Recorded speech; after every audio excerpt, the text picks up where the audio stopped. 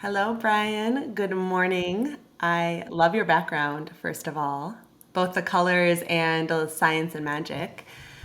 I am so excited to have you on this show.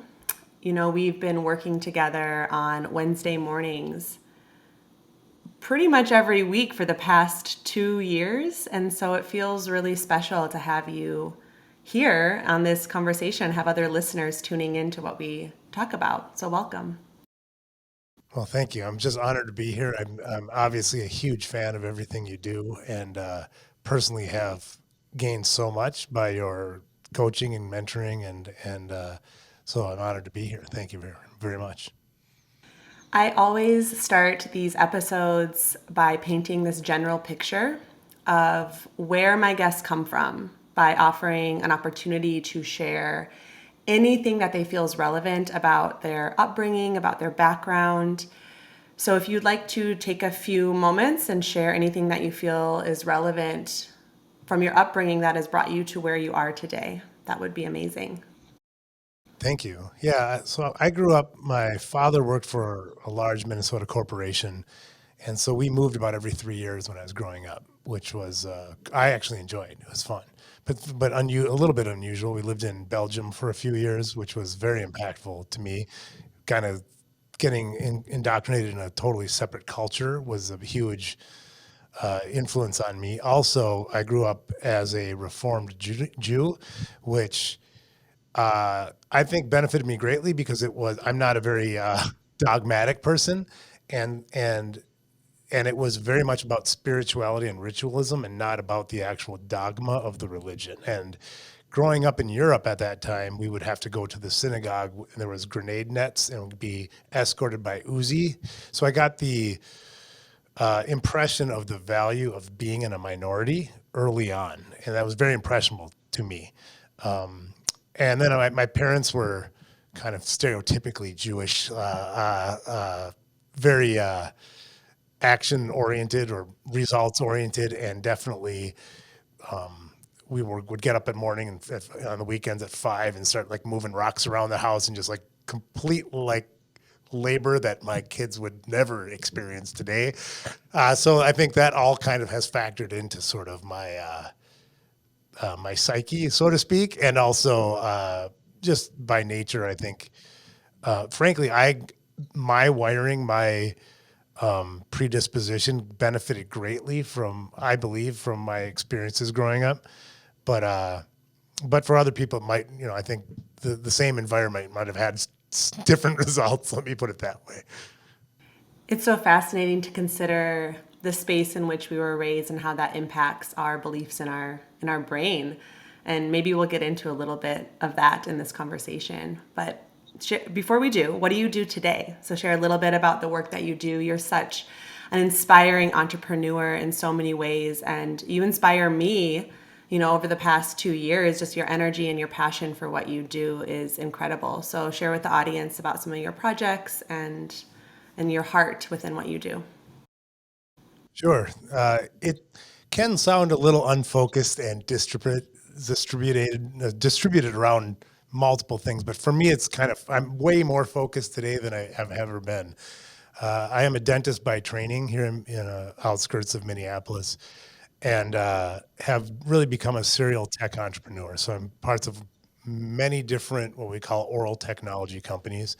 Also have an educational platform, do a lot with standards in the dental industry, and I just love particularly that sort of space between the clinical delivery of care and the business aspect of it. I love both of those, but I sort of where I like to add the most value, I think, is the space where clinical meets business, which I think is sort of green space in a lot of healthcare in general. Amazing.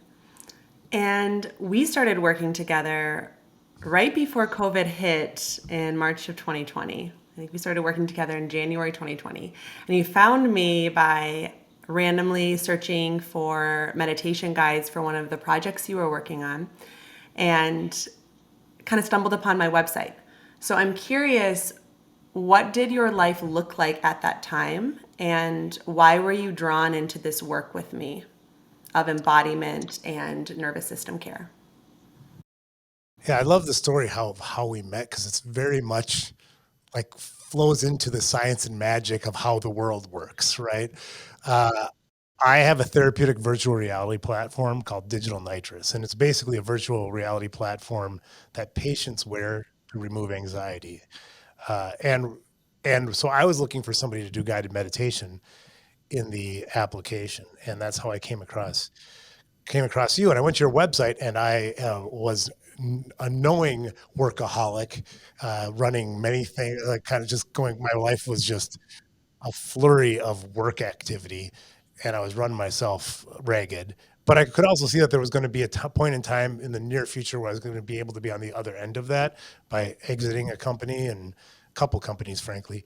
And I read your profile. And I was like, boy, this sounds great. And I've always been an intuitive person. Like I definitely, if I think something's a good idea in my gut, not more than rationally, I've been kind of, that's how I've really directed my professional life more than anything. And so when it just made sense for me to reach out. We met, and I was like, this is not what I was looking for, but exactly what I need at that moment in time. And I mean, then the world completely changed a couple months later. And I don't know where the hell I would be if we weren't working together over the last 2 years. I would be a puddle of on the floor, I think. And so I appreciate all you've done just in general. But I don't know where I'd be in 2 years after going through COVID and all the stuff we've gone through in the last 2 years. So thank you. Resilience has become more than ever, at least in my lifetime, relevant to how we're navigating through this world. There's so much that's out of our control, and yet there's so much we can do within our bodies to help with our perception of the moment. And we worked a lot with this in regards to how we operate in our body on a moment to moment basis and how that influences the work that we do in the world. So thinking back to 2020, we moved through different topics. We moved to stress resilience, heart coherence, rewiring, limiting beliefs. What was one big takeaway that you received from this chunk of the program? Like what stood out to you that you carry with you to this day, if you can remember one or two little nuggets from that time? Yeah, that I mean, it's hugely. So I think probably a lot of other sort of high energy entrepreneurs, stress resilience wasn't the issue. It was more stress resilience was the issue from the perspective of I could take on so much stress that I didn't even know what was going on. And that was definitely negatively impacting my life. And so I didn't even realize all the stressors that were kind of affecting me emotionally, mentally, physically. And so stripping that back, I think was very helpful. Also, I was shocked with how some of the items, which I thought were maybe wiring of me personally, were limiting beliefs that after talking for half an hour, I had a completely different perspective. I mean, some things which at my core, I'm a catalyst for change, right? And so I like changing things in a positive way, but there's a dark side to that, which can be kind of a bully to people and have a bit of anger issues and things like that. And I think really changing my perspective on some of the beliefs I had, not changing it like a different way, but sort of a depth of knowledge of kind of the way I was viewing things, allowed me to just be a much better version of myself. I love this idea that we are, as high achievers, we're very used to holding copious amounts of stress, and we are very naturally resilient to taking on a lot. And this is pointing to the fact that our nervous systems are robust and strong. And sometimes when we hear the words, stress, we think, oh, stress as the enemy or the bad guy. But stress can give us a lot. It gives us adrenaline, it gives us endorphins. And really, what we worked on is how to bring your body to work, like how to bring not just the mind to work, an incredible mental energy, but as you're sitting down and writing something, an email or doing emails, what's it like to be with the breath as you're doing that in a way where it doesn't take away from work, but it adds to it? Because there's so much that the body can bring to our creations. And I'm curious, going through that curriculum now, what does living and maybe working with ease mean to you? How would you describe that to a fellow high achiever in terms of nervous system care or your relationship to stress and resilience? Well, that's a great question. I mean, it's changed so much that it's hard to even remember what it was like back 2 years ago. But I would say that I looked at work as, to get results, I had to put in a certain amount of energy. And the more energy I would put in, the like, regardless, and usually destructive energy, let me put it that way, self-destructive energy, I would get the result eventually. And that worked.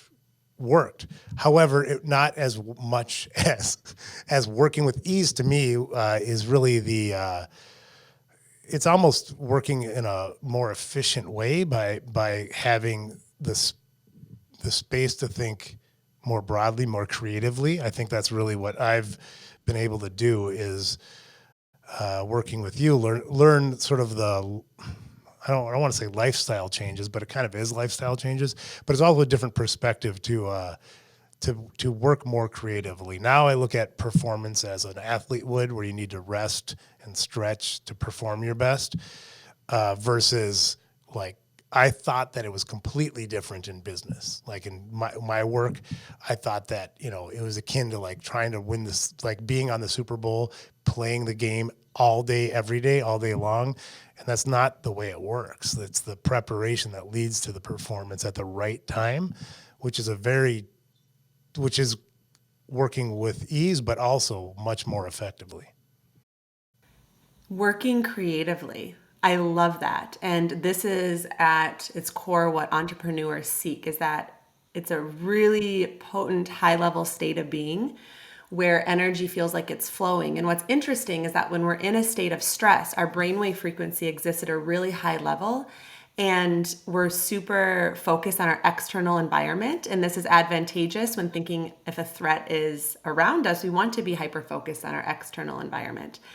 But it's nearly impossible to find a state of inner creativity because our brainwave frequency is so high. So when you mention working creatively, it's how do I shift my body out of a state of reactivity and stress as often as possible throughout the day so I can have a wider perspective, especially when thinking of bigger picture, higher priority level issues that will really move our business along. We want to have that widened perspective. So this is working creatively, which is productive in a bigger picture sort of way. And you mentioned a little bit about needing prep. So rest and recovery is as important as the actual act of working itself. Like it prepares you for giving the energy. And so there's a belief that many high achievers have that goes like this: when I rest, I am being unproductive. And I know that we've worked through you can know that intellectually, but the embodiment of it is very difficult. So you can know that it's important to prep, but then when you sit down to meditate or take a nap or, do restorative yoga, your whole body's like, well, I'm not being productive right now. Get me out of this.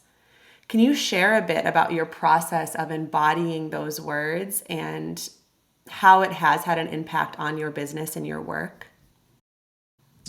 Yeah, well, I would say is that I agree with everything you said. However, I'm still working that piece of it. There's been some things like limiting beliefs where we talk for 10 minutes and I can't believe I can feel a shift in my mindset and it's completely different. This one for me is hard. I mean, if I'm taking a midday reset for 10 minutes, to me, that can be the most excruciating part of my day. even though I know internally that it is the best thing I can do, and on the back end of that, I'm thinking more clearly. I have better results. It's everything you said is way. So it's almost I feel a little disingenuous saying how, but because I'm still working hard on this this piece of it, right? But it's definitely true that but it's just it's a wiring that like if you've been working nonstop for 20 years, breaking out of it is not just like healthy. It makes you much better at your primary functions you're trying to work so hard at in the first place. And I even living that and experiencing it, it's still a challenge for me to do. It's something that I also have to keep in the forefront of my practice. You know, I share this work and I hold myself accountable in embodying it, but it is something that takes a lot of sometimes, not all the time, but it takes intention because it's counter to the society that we live in of, hustle, results oriented. Doing creates results only. And when we say being, how your being creates results, that's a little like it's a glitch in the brain. And it's difficult to really absorb that. And I think it's great that we're sharing that is a challenge. I think it's the challenge for a lot of high achievers. We can read articles about the importance of rest and recovery. We can have workshops on it. We can talk about it at networking events, but actually sitting down in the middle of the day and taking a reset and feeling like that's contributing to our work is a whole nother practice. And that's why I have a job doing the work I do, because I help people have the mindset shifts to meet that and hold the accountability and the conversation around that space. So a lot of my listeners have high achieving personalities, so this will be a very relevant conversation for many of them. And because of this, they more often than not find themselves in a state of imbalance in regards to work, their relationships, their well-being. After moving through this process for the past couple of years of having well-being and nervous system care in the forefront of your mind through this program, what advice would you give them in regards to finding harmony between these different aspects, and will there ever truly be balance? I know we've had interesting conversations around what that work-life balance looks like, but what does harmony look like for you? Yeah, I think great. I think it's different for everybody, and that's probably part of the challenge. Is you really have to know what you want and what you like, and be honest with yourself. I think a lot of people are like, family's the most important thing to me, but is it really? Because that's not how you're really. That's not how you're looking to spend your time, and that's not. I'm not saying that judgmentally. I'm saying that's where the imbalance comes in. Is like what is authentic to you. Maybe it is family, maybe it isn't, but that is kind of for me. I love my work. I've come to really love my work, and so that's a big part of what I do. However, it's not every family is also important to me. So there's a balance there that I think I can do as long as I know what my priorities are, which sometimes has been skewed, right? And so I think really that's kind of what balance means to me. It's really being a really what do I want and adjusting things that way. And I think to your point earlier about like the hustle culture, not everybody's wired as a high performer, right? And we all know that to get good results, there is a lot of effort that has to be put in. But for some of us, including a lot of your listeners, I'm sure, that becomes problematic and destabilizing.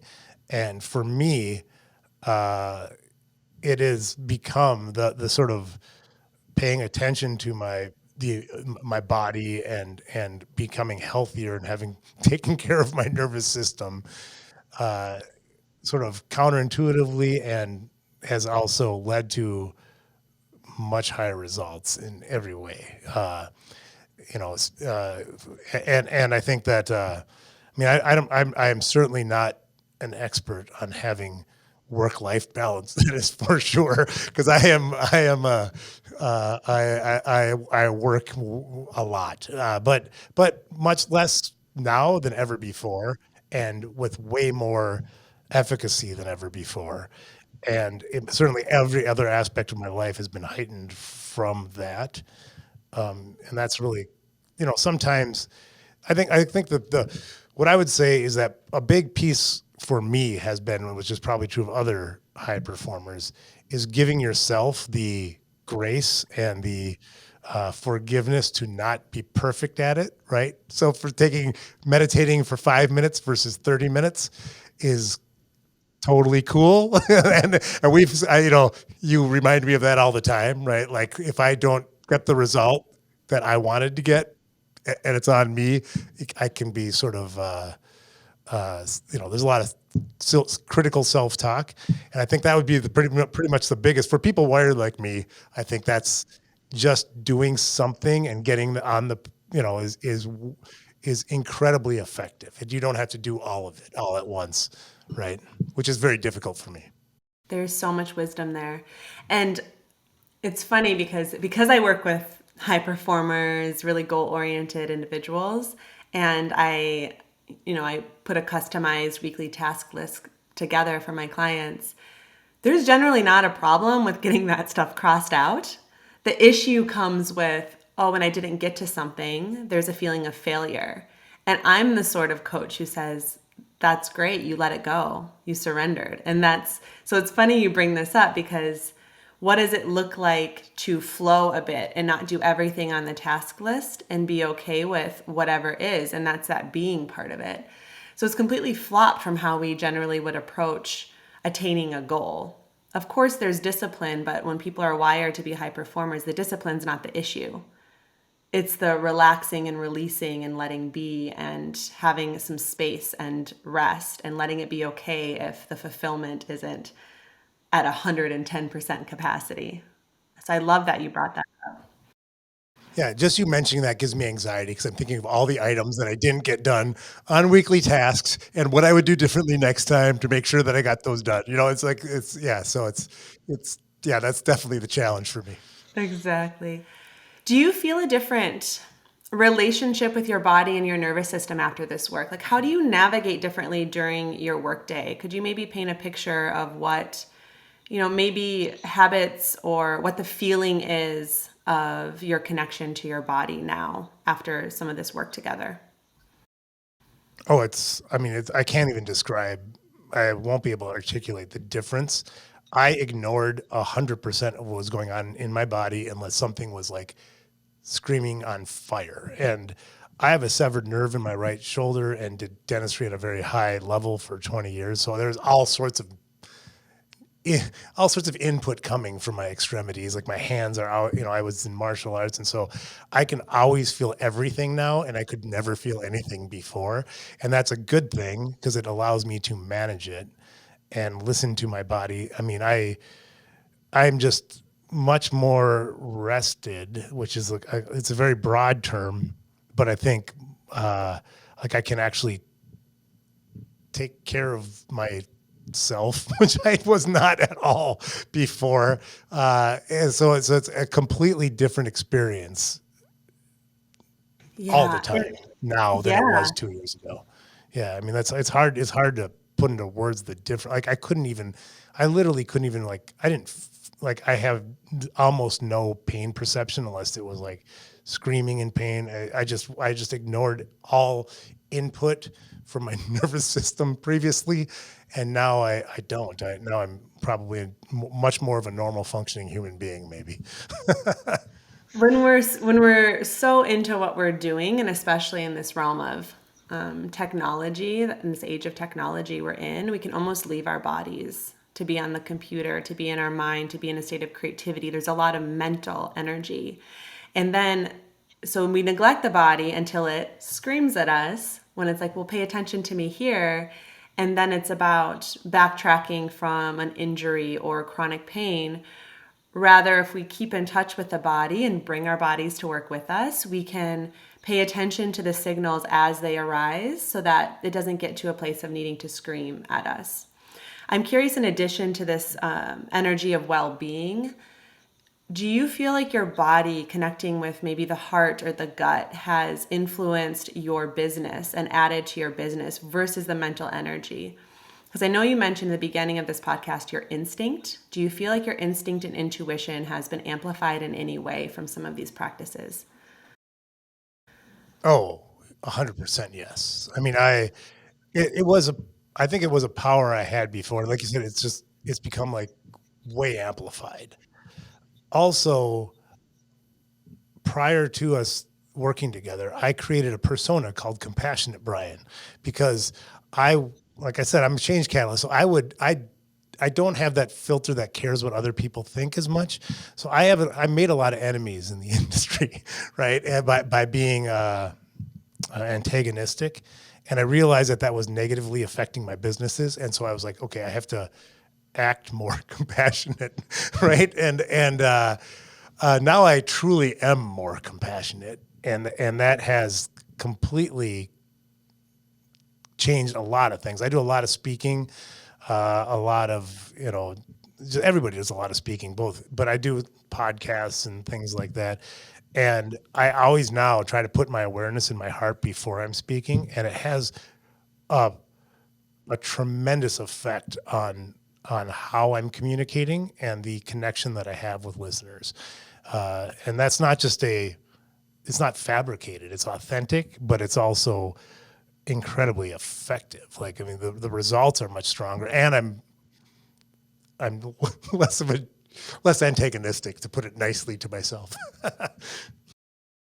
Connecting into our heart and forming connections with other people is such a potent place to be in life. But then creating business, when speaking in front of people, when finding new clients, anything, connection with others, because we are also connected. I mean, this is my Aquarius sun speaking, but I really believe in the power of connectivity through the heart space. So simply dropping the attention into the heart when you do anything has immense benefits beyond just kind of feeling good or feeling gratitude.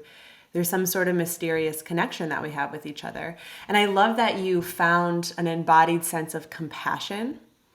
And I did watch you go through that process of having irritability often from your surroundings, and then shifting of like, oh, well, I also do that thing. Or how is that person reflecting what's within me? And if I forgive myself for it, then they're within me, and they're also like, I can forgive them for that. And it truly was, it wasn't just an intellectual rehearsal of I have compassion for this person. It was this like release completely of the situation.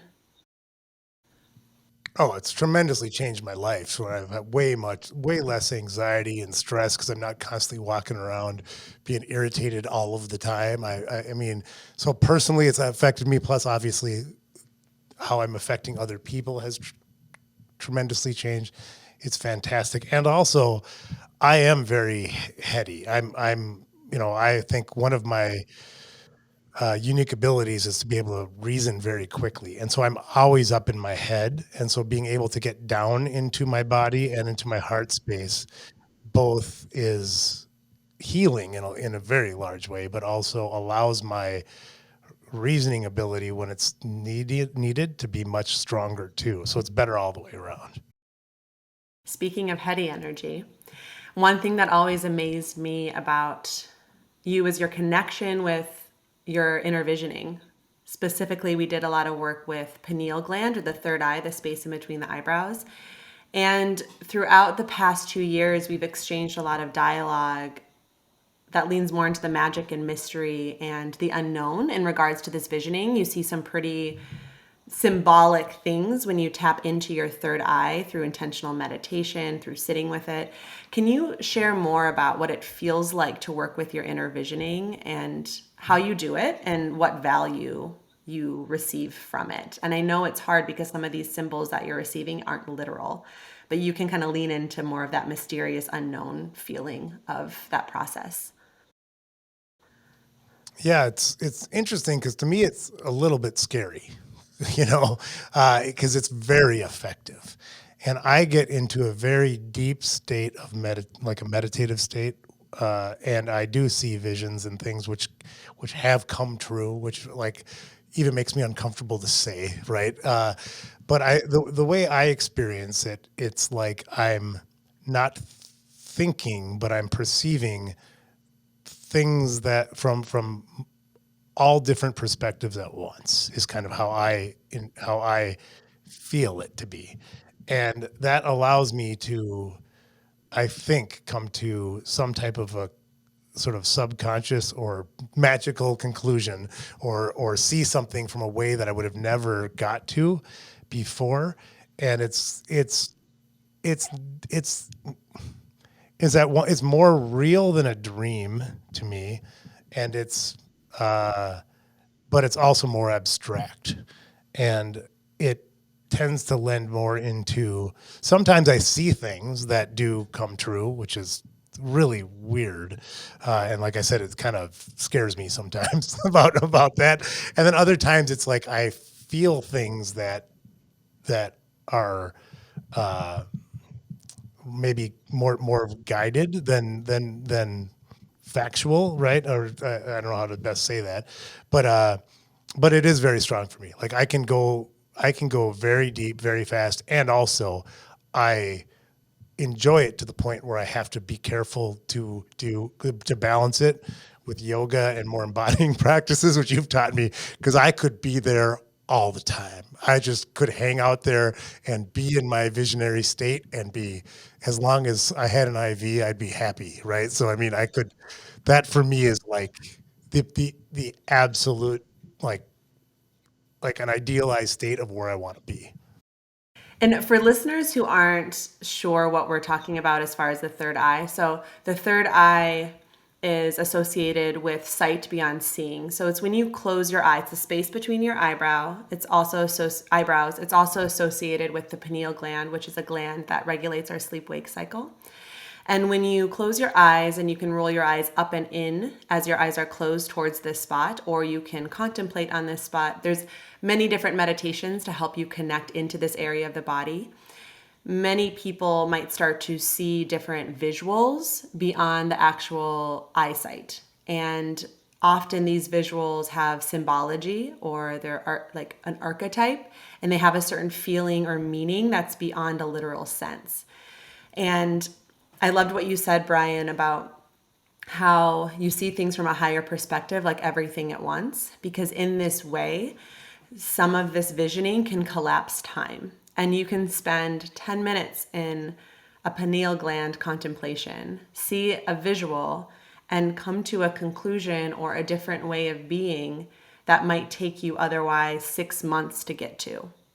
And in this way, it's incredibly efficient, actually, to connect and to listen and to have the mind opened in a way that's not literal.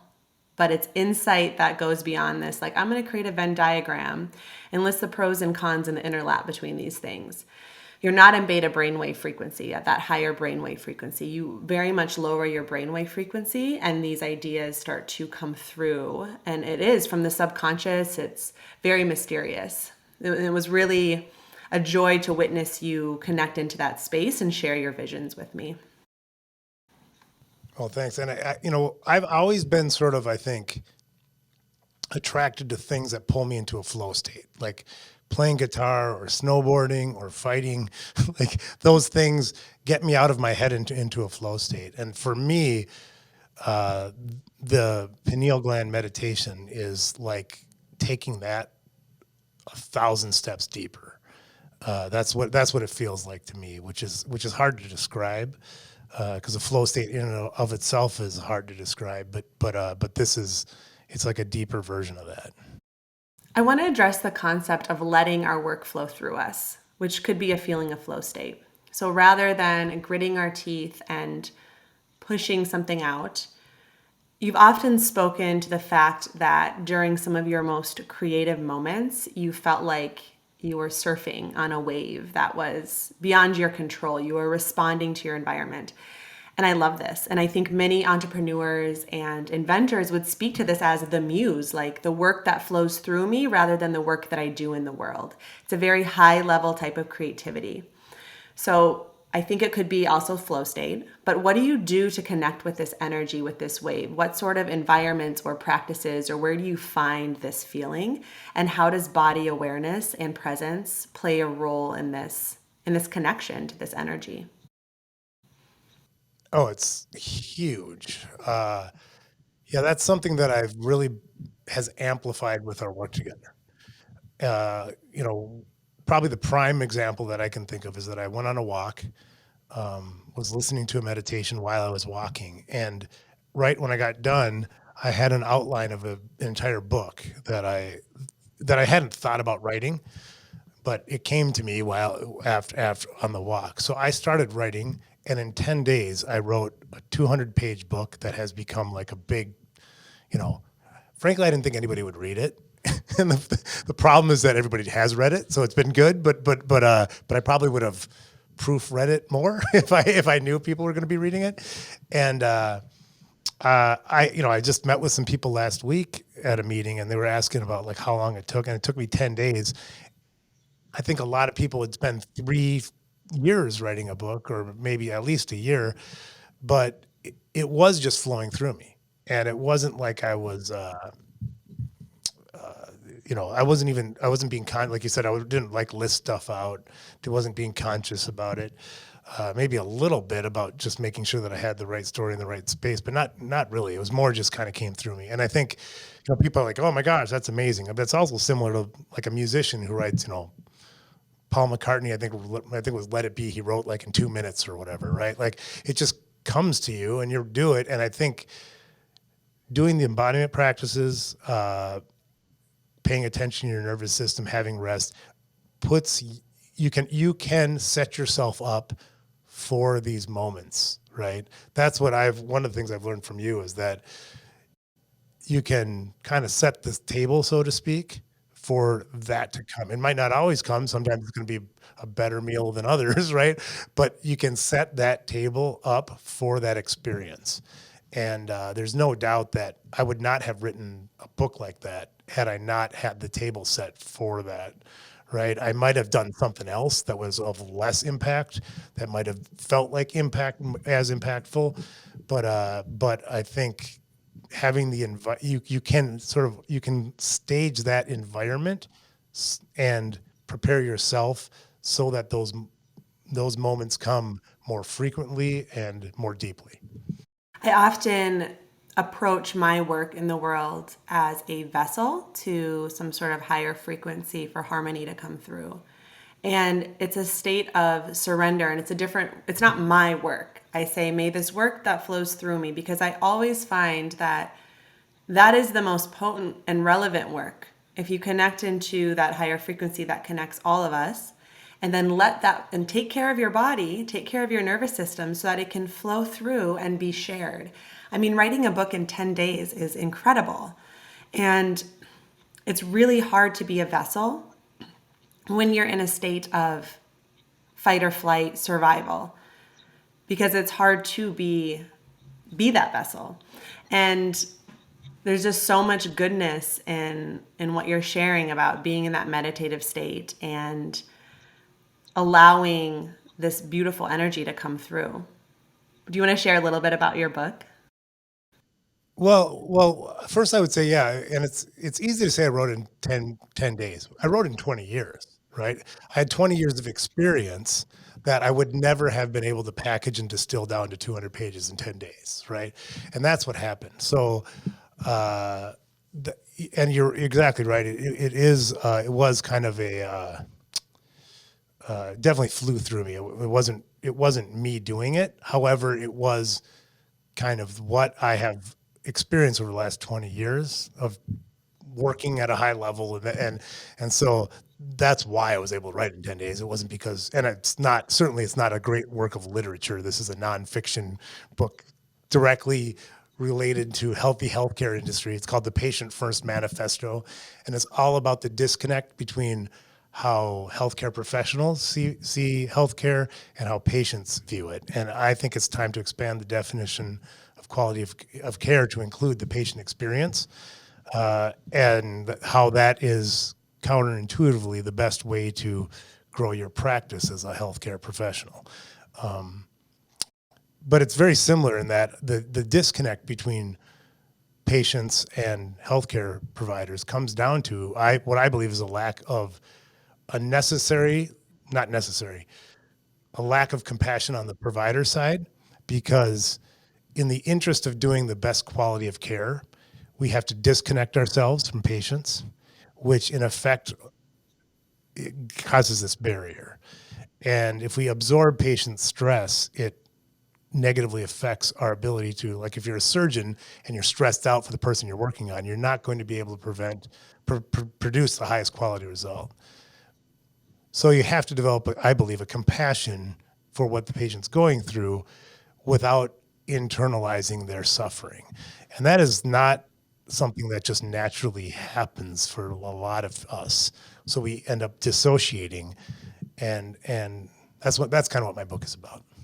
This is amazing because it's work that you've embodied and that you've been working from within yourself.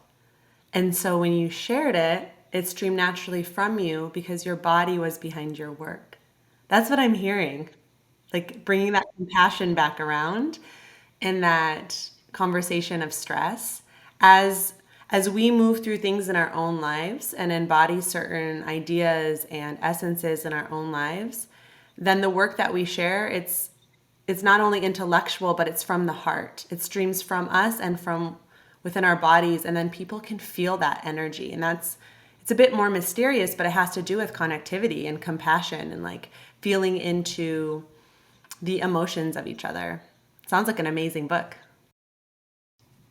Oh, thank you. Yeah, no. The first time I read it was when I did the audio book, like completely. It's.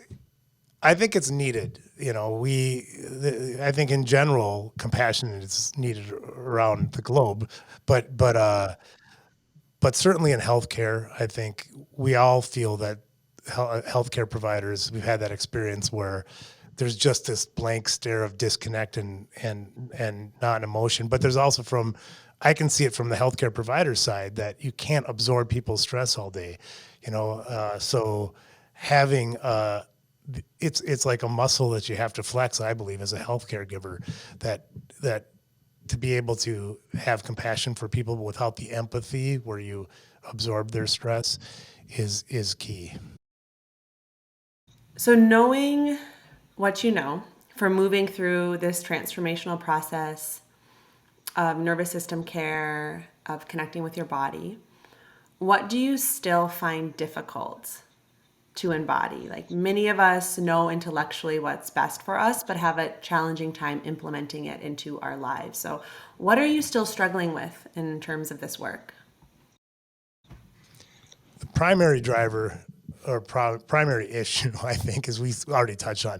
There's still this feeling that if I work harder, I'm going to get better results.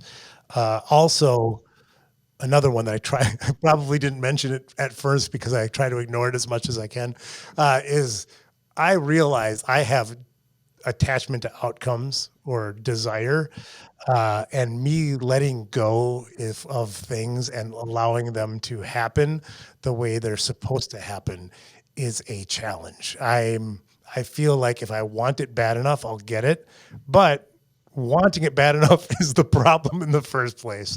And so my favorite Amandaism, I think, is it's this or something better. And that is something that I need to remind myself all the time, that if I don't get what I expect or really what I want, really what I expect, like this result, if I don't get it, will lead to something better. That for me is a challenge to embody. So let's talk about surrender because near the end of this program, we worked a lot with that energy of letting go, of surrendering to the wave that's underneath, and knowing that the way that our brains are wired are oftentimes limiting to our true expansive potential. What does surrender mean to you, and why is it important? Surrender to me means giving up control, right? Uh, which is a challenge. And what does it mean to me? It really means that, like, to me, it feels like the next stage that I have to really work on bluntly. Like, I think I don't know, cause I'm not there yet. I can't tell you what I'll benefit as much other than I know that there'll be much less stress, anxiety, and better results on the other end of it. But I'm getting better, but there's still it's a challenge for me to let go of things and let them unfold. I'm much better, but there's a lot to do there. I think for me it is really about maybe letting go of the expectation of what I want to have happen to make space for something better to happen. And I know that you've been or you were working with this concept of letting go in specific moments of irritability and irritation. Can you paint a picture for the audience what that looks like? So if you have an irritating moment during your day where something someone says rubs you the wrong way, or you start to notice the signals in your body that like, okay, I'm getting hot, my heart's starting to beat, I'm triggered, I'm irritated right now. What does surrender look like to you in those moments? What would you tell yourself, and how would you practice embodying letting go? Because you had some impactful moments of revelation around this that I witnessed. And you probably remember better than I do, but I do know that there have been certain moments where I like how you said it with the embodiment. I what I've learned now is that when I can feel that physical attachment to something, to basically recognizing it. And then as you recognize it, it dissipates and it's much easier to let go. And I do that daily now. So there's no lack of ability for Bryan to practice this. It happens all day, every day. And so I'm getting much better every day as I go by. But it happened this morning. I could feel like the tension in my body, and rather than focusing on what I was focused on, I focused on my embodiment of the tension. And as soon as I focused on it, it dissipated, and suddenly I was able to let it go. So that's how I experience it, and how I have the opportunity to practice all day, every day. That's so beautiful. Yeah, when we pay attention to our emotions, they can alchemize and they can shift because they just want to be heard. They want to be listened to. One thing we talked about with surrender too, or worked through perspective wise, is that it can feel like what am I surrendering to? If we don't trust, like, if we don't feel safe in the act of surrendering or trust that there is some sort of harmonic energy working in the world, it can be, I mean, why would you surrender to anything less than that? And the other piece of this is that discernment. So it can feel like it can feel like giving up, like surrender can be associated with giving up. And you have this wonderful fighter in you. You have this ability to confront situations and to direct energy. And that's a sacred energy too. So it's always a balance. Like just because I'm surrendering doesn't mean that I'm giving up, or I mean it does. It's like a dichotomy, right? There's two pieces of this, and they're both sacred energies of like, I'm going to put forth energy and effort and direct energy and be active. And yet also a part of this is I don't know the best outcome, and I have a limited perspective based off of my wiring. And I know that there's a wave that I surf on occasion and that's always around me, and that I can surrender to that. And it's discernment between knowing when to animate either energy. And often those with high performing energy have more of that energy of direct action and need a little bit more coaching around, okay, when do I let this go and release control?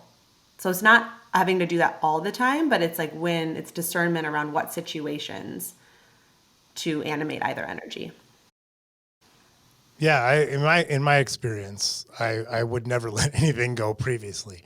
But now what I would say is the way I can decide on whether to let something go or not is it's not a rational decision. It's a felt decision, right? It's getting into the heart and gut space and really using your intuition to my intuition to discuss to really just make that to guide whether or not this is something to put that energy towards or not. And in my experience, that's been very helpful, right? And to me, it doesn't seem in conflict because of that. Yes. Yeah, it's not in conflict. It's a dance. It's totally a dance. It's like just deciding which energy to animate in what situation based off of your intuition. That's beautifully put. What does it mean for you to work deliciously?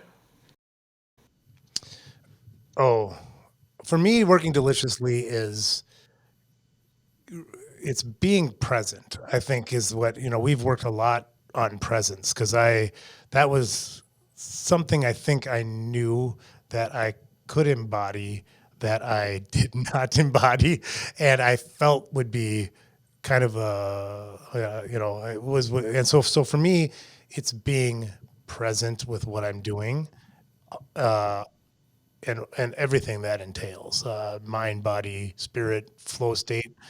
I learned from you that how flow state is a type of presence, even though time is flowing by greatly. I would thought that I was not being present in that moment. For me, that was a great revelation when you talked about how flow state is just a different type of presence, so to speak. Maybe I don't want to like mischaracterize how it really is when it comes to presence, but I think it's going through my day completely present is and absorbing all of that without unnecessary distraction. That's how I think of working deliciously. And presence, your perspective, I remember, shifted on presence as being something that gives you peace versus just actually you can evoke presence in uncomfortable situations too. Presence is just whatever's around you at the moment. Can you speak to that of how your perspective on presence has changed even outside of the flow state, but being present to all of life? Yeah, sometimes what you're looking at or experiencing is negative and not comfortable and not fun. And similarly, when I talked about how, now that I'm actually more in touch with my embodiment and my body, I can feel pain in my hands often that I would have never felt before, but that's not a negative thing. I think the same thing is true with presence. When you're truly present, you can turn over some rocks that you don't like what you see underneath, but there's whatever's there is still there, and so it's a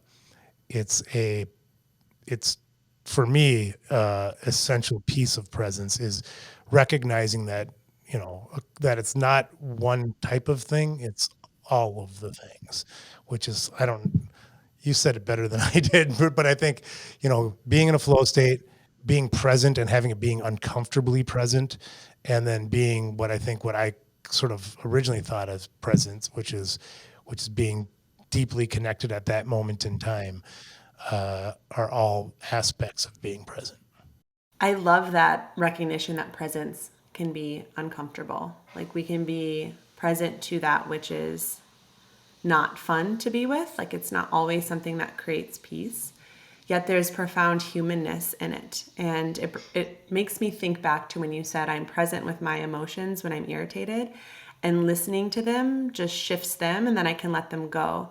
So being present helps us to grow in so many ways, and it helps us to form deep connections with others, even if we're being present in a conversation that's really challenging for us, rather than letting our mind get swept away in a story of what's happening. We are present to what is in a really direct way. And it's not always, oh, this is going to make me feel really great, because sometimes it can be really hard. But there's this, I am alive in this moment. There's this feeling of animation, like I am here in this body, in this moment, in this time, that is incredibly rich and deep, and I think part of the human experience. So, in the beginning of this conversation, you shared a bit about kind of who you were prior to this work of deepening your connection with your body, prior to, pre-COVID times, and where are you now? Like, how have you transformed through this work? Who's the Bryan now? It's hard for me to say that it's because there's been some fundamental shifts. But what I can tell you is that through our work, I mean, I had people literally ex great friends of mine completely notice that I have fundamentally shifted. Not in like I'm not a different person. I'm just a more present person for sure. More compassionate person.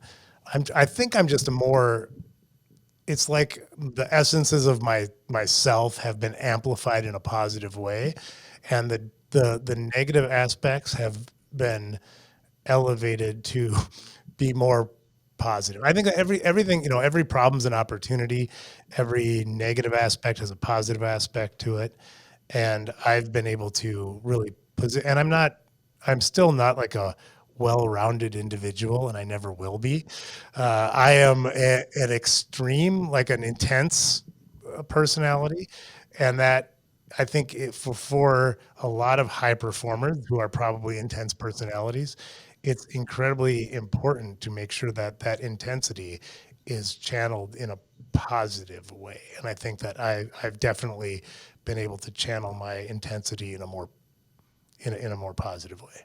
It sounds like you're more you. And then when you're more you, when you're more present, when you're more connected to your unique wiring, your unique nervous system and body, then the work that flows through you is more genuine and it has more of an impact because it's not from conditioning, it's from your heart.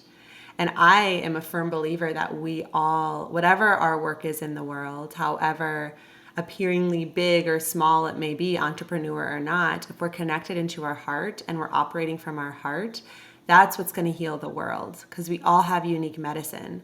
And so that positivity you're feeling flow through you, that's just you. Yeah.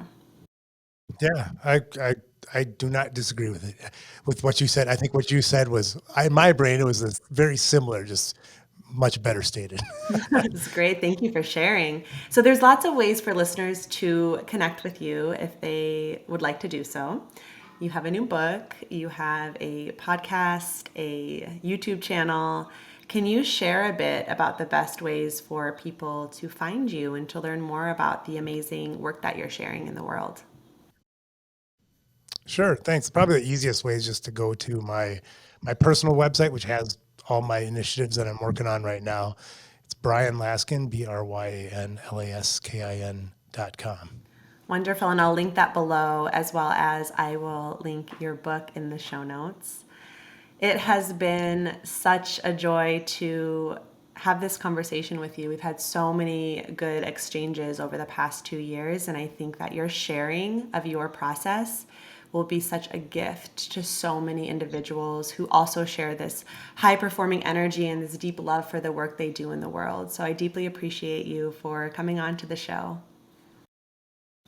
Well, thank you. And I would just want to speak directly to the high performers out there because I am not a natural fit for the science and magic curriculum, right? I serendipitously fell into it, and it has been certainly maybe the best coaching, mentoring I've ever had, the best, most needed aspect that was missing in my businesses and in my life. So I don't think I was not I think the person that was out there necessarily looking for this curriculum at the time, and it turned out to be one of the best things I ever did. So if it's something that somebody who's a high performer, workaholic like I am is out there and is thinking about, I definitely do it. Thank you so much.